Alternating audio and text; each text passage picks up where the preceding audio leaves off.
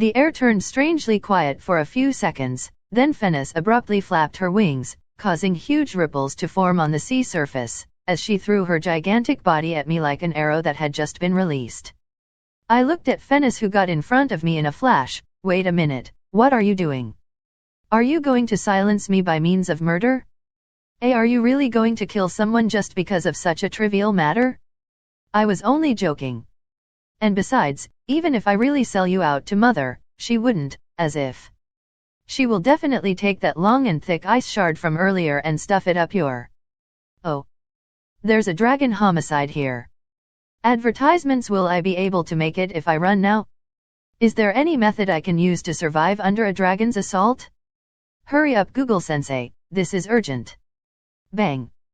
Fennis landed in front of me, giving rise to a huge cloud of dust. Cough, cough. The dust slowly cleared up, revealing Fennis' enormous body.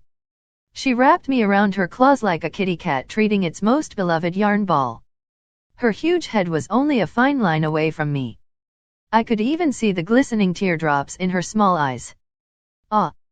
Your Royal Highness Princess, please spare me, I didn't do it on purpose. She stretched her head in an attempt to rub against me. Wait, Dawn. Big sis, might I remind you that you are a huge dragon?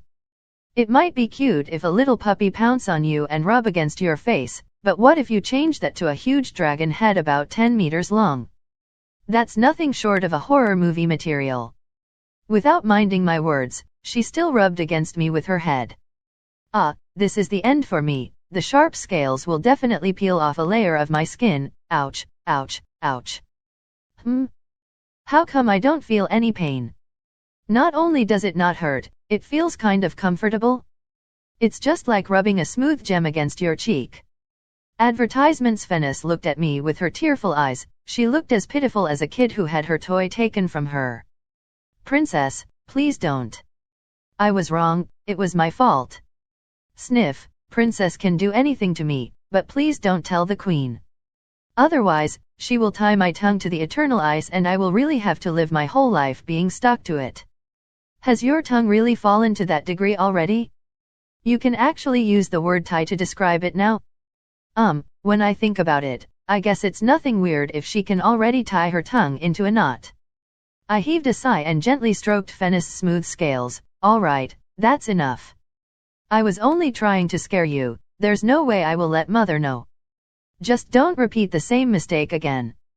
Really? Fennis looked at me with gratitude. Her excited look reminded me of a certain canine with low IQ. Dear daughter, what will you not let me know? Mother's voice came from behind. I nervously swallowed my spit, and Fennis had an ugly look as though she just ate a housefly. Advertisements. This chapter is provided to you by Relibrary. Please visit Relibrary to show the translators your appreciation and stop supporting the content thief. As I turned around mechanically, I found that Mother was looking at me curiously. Advertisements. Judging from her appearance, she shouldn't have heard the front part.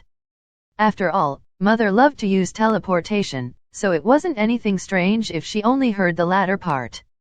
That's, the matter regarding how she stole the teaching materials from another dragon for this class. I reacted quickly and pointed to the blackboard and pointer at the side. Is that so?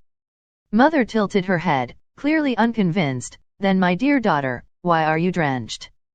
Haha, that's, I scratched my head. I doubt I have ever worked my brain as hard as this in all my life. This is my first time seeing the ocean, so I got too excited and jumped into the sea to swim. That's right. I was swimming. Haha, I really am too quick-wit. Is there nothing that I can't think of? Then, my dear daughter, why is your head bleeding? Huh? What? Bleeding?